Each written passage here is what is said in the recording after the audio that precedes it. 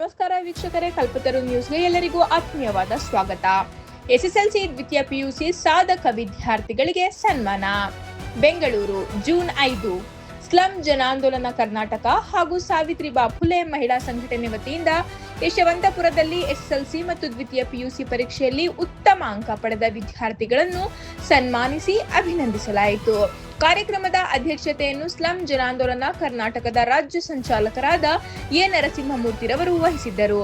ಶಿಕ್ಷಣವೇ ಸಮಾಜದ ಪರಿವರ್ತನೆಯ ಶಕ್ತಿಯಾಗಿದ್ದು, ವಿದ್ಯಾರ್ಥಿಗಳು ತಮ್ಮ ಪ್ರತಿಭೆ ಮತ್ತು ಪರಿಶ್ರಮದಿಂದ ಉನ್ನತ ಸಾಧನೆ ಮಾಡುವ ಮೂಲಕ ಸಮಾಜಕ್ಕೆ ಮಾದರಿಯಾಗಬೇಕು ಎಂದು ಅವರು ಕರೆ ನೀಡಿದರು.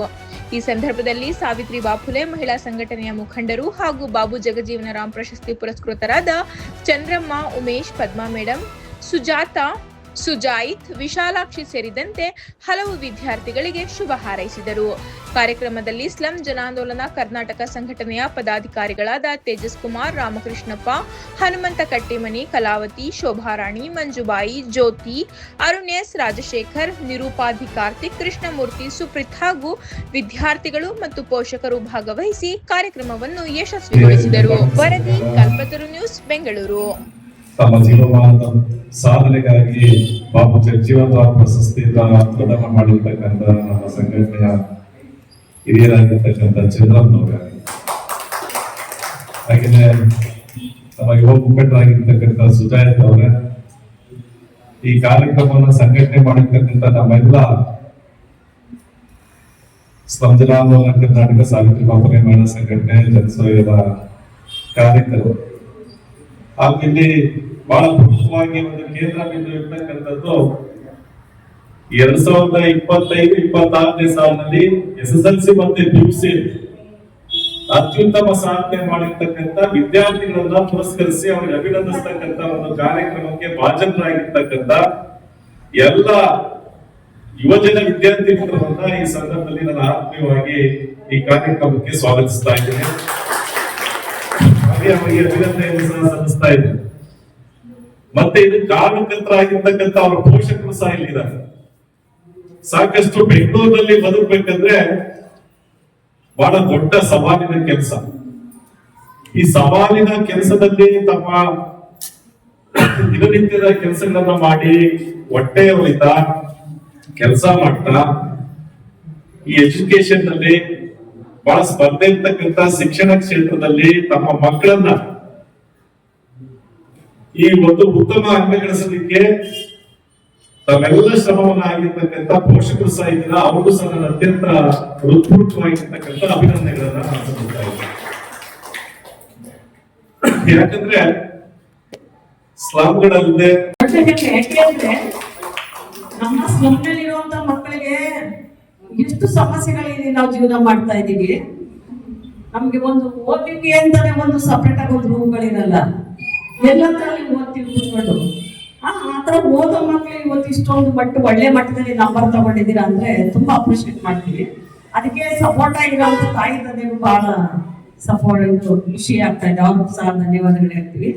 ದಿನಕ್ಕೆ ದಿನ ನಮ್ದು ಅಂತೇಳಿ ಈಗ ನಾವು ಓದೋದು ಒಂದೇ ಅಲ್ಲ, ಓದ್ಬೇಕಾದ್ರೆ ನಮ್ಮದೇ ಒಂದು ಗುರಿ ಇರ್ಬೇಕು. ನಾನು ಓದಿ ಏನೋ ಒಂದು ಸಾಧನೆ ಮಾಡ್ತೀನಿ ಅಂತೇಳಿ ನಿಮ್ಮಲ್ಲಿ ಎಲ್ಲರಿಗೂ ಸಹ ಒಂದೊಂದು ಛಲ ಅನ್ನೋದು ಇರ್ಬೇಕು. ಛಲ, ಹಠ, ಗುರಿ, ಇದು ಮೂರು ಇದ್ರೆ ಮಾತ್ರ ನಾವೇನಾದ್ರೂ ಮುಂದಕ್ಕೆ ಇನ್ನೂ ಒಳ್ಳೆ ನಂಬರ್ ತಗೊಳ್ಳುವಂಥದ್ದು. ಈಗ ಬೇರೆ ಬೇರೆ ಮಕ್ಕಳುಗಳು ದುಡ್ಡು ಕೊಟ್ಟು ಓದಿಸ್ತಾ ಇದ್ದಾರೆ. ಪ್ರೇರಣೆ ಮಾಡುವಂತಹ ಈ ಸಂದರ್ಭದಲ್ಲಿ ಏನು ನಾವು ಮುಂದೆ ನೋಡ್ಬೇಕು ಅನ್ನೋ ನೋಡೋದಂದ್ರೆ ಮಕ್ಕಳು, ನಾನು ಮಕ್ಕಳಿಗೆ ಪ್ರಶ್ನೆ ಕೇಳ್ತಿದ್ದೆ, ನೀವೆಲ್ಲ ಕನಸು ಕಾಣ್ತಾ ಇದ್ದೀರಾ? ಸೈಲೆಂಟ್ ಇದೆ, ಉತ್ತರನೇ ಬರ್ತಾ ಇದೆ. ಕನಸು ಕಾಣ್ತಾ ಇದ್ದೀರಾ? ವಾಯ್ಸ್ ಬರ್ಬೇಕು. ಅದರಿಂದ ಇಬ್ಬರಿಗೂ ಒಂದು ಅಭಿನಂದನೆಗಳು.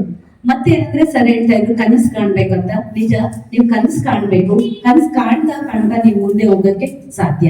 ಅದು ಯಾವತ್ತೂ ನಿಲ್ಲಿಸಬಾರ್ದು. ನಾನು ಏನಾಗ್ಬೇಕು, ನಾನು ಏನು ಮಾಡ್ಬೇಕು ಅನ್ನೋದು ನೀವು ಕನಸು ಕಂಡಾಗ ಅದನ್ನು ನೀವು ಅದನ್ನ ಮಾಡಕ್ಕೆ ಪ್ರಯತ್ನ ಮಾಡ್ತೀರಾ. ಇಲ್ಲ ಅಂದ್ರೆ ಕಷ್ಟ ಆಗುತ್ತೆ. ಆಗಲ್ಲ ಅಂತ ಯಾವತ್ತೂ ಅನ್ಕೊಳ್ಳೋ ಮನೋಭಾವನೆ ಇಟ್ಕೊಳ್ಳೋದು ಒಳ್ಳೇದಲ್ಲ. ಇನ್ನೊಂದಂದ್ರೆ ನೀವೆಲ್ಲರೂ ಚೆನ್ನಾಗಿ ಪಾಸ್ ಆಗಿದ್ದೀರಾ, ಸರಿಯಾಗಿ ಎಲ್ಲರಿಗೂ ಆಗುತ್ತೆ ಅಂತ ಒಂದು ನಾವು ಇನ್ನೊಬ್ಬರಿಗೆ ನಾವು ಕಾಂಪಿಟ್ ಇಟ್ಕೊಳ್ತೀರಾ, ನನಗೆ ಕಾಂಪಿಟ್ ಇಟ್ಕೊಳ್ಳೋದು. ನಾನಿವತ್ತು ಈ ಪಾಠನ ಇಷ್ಟು ಚೆನ್ನಾಗಿ ಮಾಡಿದೆ, ಇನ್ನು ಇದಕ್ಕಿಂತ ಇನ್ನು ಹೇಗೆ ನಾನು ಚೆನ್ನಾಗಿ ಮಾಡ್ಬೋದು ಅಂತ ನನಗೆ ನಿಮಗೆ ಕಾಂಪಿಟೇಷನ್ ಇಟ್ಕೊಳ್ಳಿ. ಬೇರೆಯವ್ರಿಗೆ ಹೋಲಿಕೆ ಮಾಡೋಕ್ ಬೇಕಾಗಿಲ್ಲ. ನಿಮ್ಮದ್ ನೀವು ಅವಾಗ ಹೆಚ್ಚಾಗ್ತಾ ಹೋಗುತ್ತೆ, ಅದು ನಿಮ್ಗೆ ಖುಷಿ ಕೊಡುತ್ತೆ. ಅದೊಂದು ನಿಮ್ಗೆ ಹೇಳ್ಬೇಕಂತಂದಿದ್ದು. ಮತ್ತೆ ಇನ್ನೊಂದಷ್ಟು ಜನದ ಹತ್ರ, ಯಾಕಂದ್ರೆ ನೀವು ಸಮಾಜಕ್ಕೆ ಒಳ್ಳೆ ವ್ಯಕ್ತಿ ಆಗ್ಬೇಕು, ಮಾದರಿ ಆಗ್ಬೇಕು. ಹಾಗಾಗಿ ನೀವು ಜನರ ಜೊತೆ ಬೆರೀತಾ, ಮನೆಯವ್ರ ಜೊತೆ ಬೆರೀತಾ. ಫಸ್ಟ್ ಆಫ್ ಆಲ್ ಎಲ್ರಿಗೂ ಕಂಗ್ರ್ಯಾಚುಲೇಷನ್ಸ್ ಹೇಳ್ತೀನಿ. ತುಂಬಾ ಶ್ರಮ ಇಟ್ಟು ನೀವು ಓದಿ, ಚಂದ್ರಮ್ಮ ಅವ್ರು ಹೇಳ್ತಾ ಇದ್ರು ನಮ್ಮ ಪರಿಸ್ಥಿತಿ ಹೆಂಗಿರುತ್ತೆ ಅಂತ ನಮಗಿಂತ ಬೇರೆಯವ್ರಿಗೆ ಗೊತ್ತಿರಲ್ಲ. ಬಟ್ ಈ ಒಂದು ಕಾಂಟೆಕ್ಸ್ಟ್ ಅಲ್ಲಿ, ಈ ಒಂದು ಪರಿಸ್ಥಿತಿಯಲ್ಲಿ ನಾವು ಶ್ರಮ ಪಟ್ಟು ನಾವು ಓದಿ ನಾವು ಫಸ್ಟ್ ಕ್ಲಾಸ್ ಬಂದಿರೋದು, ಅದು ನಮ್ಗೆ ಹೆಮ್ಮೆ ಆದಂತ ಒಂದು ವಿಚಾರ. ಸೊ ದಯವಿಟ್ಟು ನಿಮ್ಗಾಗಿ ಒಂದ್ಸತಿ ಚಪ್ಪಾಳೆ ಜೋರಾಗಿ. ಸೆಕೆಂಡ್ಲಿ ಸರ್, ಸರ್ ಹೇಳ್ತಾ ಇದ್ರು ಕನ್ಸ್ ಕಾಣ್ಬೇಕು ಅಂತ ಹೇಳ್ಬಿಟ್ಟು. ಬಂದು ಕುತ್ಕೊಂಡಾಗ ಫಸ್ಟ್ ನನಗೂ ನೀವೇನ್ ಹೇಳ್ತಿದ್ರಿ ಕನ್ಸೇ ಬಂತು, ನನಗೊಂದು ಥಾಟ್. ಅದು ಕನ್ಸ್ ಕಾಣ್ಬೇಕು, but at the same time Abdul Kalam ಅವರು ಒಂದು ಮಾತು ಹೇಳ್ತಾರೆ. ಅಬ್ದುಲ್ ಕಲಾಂ ಅವರು ಸೈಂಟಿಸ್ಟ್, ನಮ್ಮ ದೇಶಕ್ಕೆ ಅಣುಬಾಂಬ್ ಕಂಡುಹಿಡಿದಂತ ಒಂದು ಸೈಂಟಿಸ್ಟ್. ಅವ್ರು ಹೇಳ್ತಾರೆ ಕನ್ಸ್ ಕಾಣ್ತಾನೆ ಇರ್ಬೇಕು ಅಂತ ಹೇಳ್ತಾರೆ. ಕನ್ಸ್ ಕಾಣೋದು ಅಲ್ಲಿಗೆ ನಿಲ್ಲಬಾರ್ದು, ಬಟ್ ಅದು ಥಾಟ್ ಆಗ್ಬೇಕು, ಅಂದ್ರೆ ಒಂದು ಐಡಿಯಾ ಆಗ್ಬೇಕು. ಸೊ ಕನ್ಸಾಗಿರ್ಬಾರ್ದು, ಅದು ಒಂದು ಥಾಟ್ ಆಗ್ಬೇಕು.